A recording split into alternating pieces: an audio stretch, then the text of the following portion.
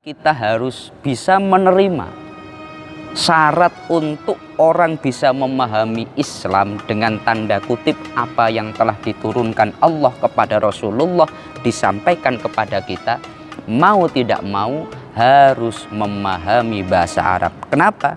Karena anzalnahu hukman arabiyyah. Allah menurunkan aturan-aturannya yang benar, peraturan-peraturan yang benar itu dalam bahasa Arab.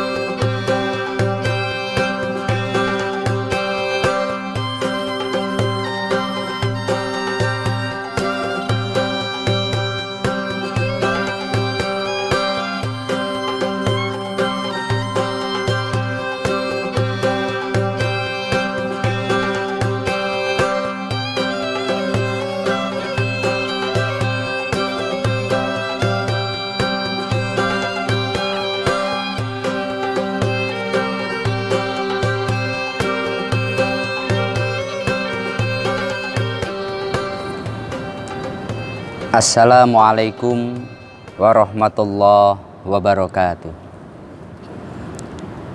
Alhamdulillah wa syukrulillah wa bini'matillah la hawla wa la quwata illa billah.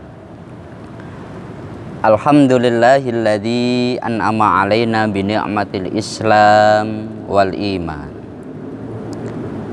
Alhamdulillahilladzi khalaqal mauta wal hayata liyabluwakum ayyukum ahsanu amala.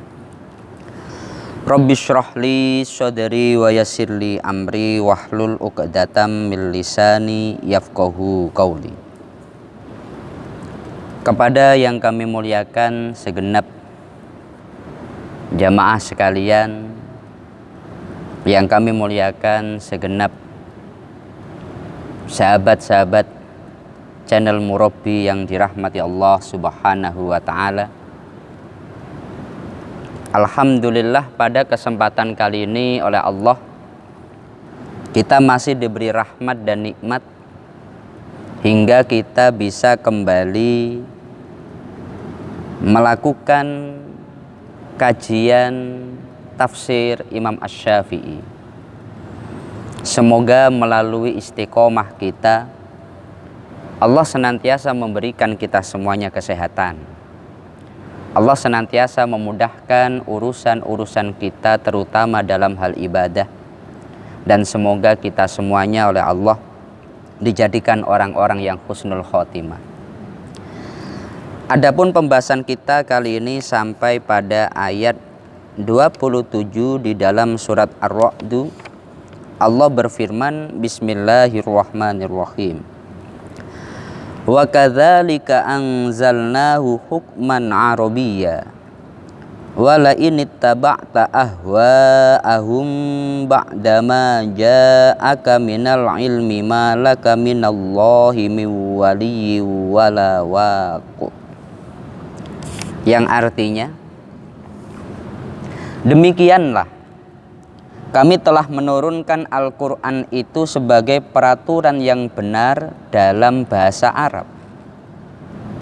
Seandainya kamu mengikuti hawa nafsu mereka setelah datang pengetahuan kepadamu, maka sekali-kali tidak ada pelindung dan pemelihara bagimu dari siksa Allah Subhanahu wa ta'ala. Ayat ini merupakan ayat yang menegaskan bahwa Allah menurunkan aturan-aturannya ini dengan memakai Arabiyyah, bahasa Arab. Oleh sebab itu, orang untuk memahami Islam hendaknya dia memang harus memahami bahasa Arab. Dengan hanya bermodalkan terjemahan Al-Quran itu tidak cukup. Hanya dengan bermodalkan kosakata 1-2 itu tidaklah cukup. Karena bahasa Arab ini merupakan bahasa yang paling luas secara makna. Rasa-rasanya itu kalau kita membandingkan antar bahasa, ada di dalam kitab itu namanya kitab Lisanul Arab. Itu kitab kamus bahasa Arab. Tebalnya bisa 10 jilid tebal atau mungkin 14 jilid, tergantung percetakannya. Itu masih dari sisi bahasa. Belum nanti dari sisi sastra. Bagaimana kalimat ini ketika diletakkan di depan dan ketika diletakkan di belakang. Zaidun fiddari zaidun. Atau dari sisi sorof, perubahan-perubahan kalimat yang itu memiliki implikasi pada makna, seperti koma, yakumu, kiaman, sampai seterusnya. Atau dari sisi makna yang terkandung di dalam bahasa Arab itu sangat luas sekali. Oleh sebab itu, ayat ini menegaskan Allah menurunkan Al-Quran sebagai peraturan, tapi di dalam bahasa Arab. Maka bila kita ingin memahami Al-Quran, memahami hukum-hukum yang diturunkan Allah, kita memang harus mau meluangkan waktu untuk belajar bahasa Arab.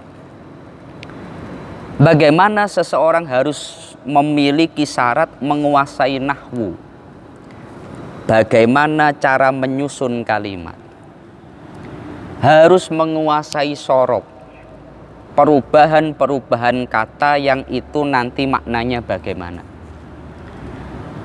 Juga bahkan dari sisi yang lain, yakni dari sisi usul fikihnya, dari sisi tafsirnya, dari sisi nasakh mansukhnya.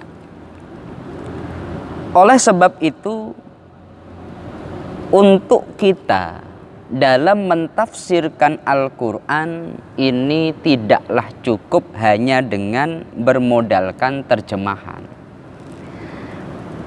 Imam Asy-Syafi'i beliau mengatakan di dalam kitab Ar-Risalah, orang yang paling pantas untuk diikuti dalam berbahasa adalah Nabi Muhammad Sallallahu Alaihi Wasallam. Lagi pula, orang yang berbahasa sama dengan beliau tidak boleh mengikuti bahasa orang lain, meskipun hanya satu huruf. Namun semua bahasa lain yang justru mengikutinya.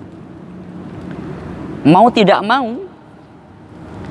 Oleh sebab itu, di dalam salah satu hadis Rasulullah, Nabi pernah bersabda, "Man fassara al-Qur'ana bi ra'yih falyatabawwa maq'adahu minan nar." Orang yang berani mentafsirkan Al-Quran dengan hanya pendapatnya sendiri, maka dia pasti akan masuk di dalam neraka, tinggal pilih neraka bagian mana.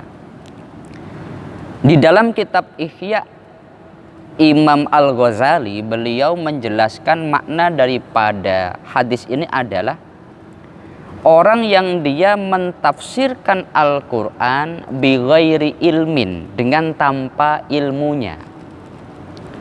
Tapi ketika dengan ilmunya, satu contoh, Al-Quran dengan memakai bahasa Arab, kemudian setelah ditelaah dari sisi bahasa, makna kalimat itu demikian. Dari sisi sastra, makna kalimat itu demikian. Dari sisi sorof, karena ini merupakan katakanlah fi'il mudhari', katakanlah ini fi'il madi, katakanlah ini fi'il amar, maka maknanya adalah demikian. Maka bila berdasarkan ilmu, ini adalah cara mentafsirkan yang benar. Tapi bila tidak berdasarkan ilmu, meskipun pendapatnya benar, dia dengan berusaha mentafsirkan Al-Quran ketepatan yang ditafsirkannya benar, tapi dia tidak didasarkan pada ilmu, maka itu masuk pada hadis Nabi tadi. Artinya dia berarti kalau tidak pakai ilmu bahasa Arab, ketika dia mentafsirkan kebetulan benar, tafsirnya itu adalah spekulasi. Nah, ini tidak bisa diikuti dan itu tidak dibenarkan. Oleh sebab itu, melalui ayat ini, maka kita harus bisa menerima syarat untuk orang bisa memahami Islam dengan tanda kutip apa yang telah diturunkan Allah kepada Rasulullah disampaikan kepada kita, mau tidak mau harus memahami bahasa Arab. Kenapa? Karena anzalnahu hukman arabiyyah. Allah menurunkan aturan-aturannya yang benar, peraturan-peraturan yang benar itu dalam bahasa Arab. Semoga ini bisa bermanfaat untuk kita bersama dan semoga kita semuanya senantiasa mendapatkan lindungan Allah Subhanahu wa taala. Kurang lebihnya dari kami mohon maaf. Akhirul qauli wallahul muwafiq ila aqwamit thoriq. Wassalamualaikum warahmatullahi wabarakatuh.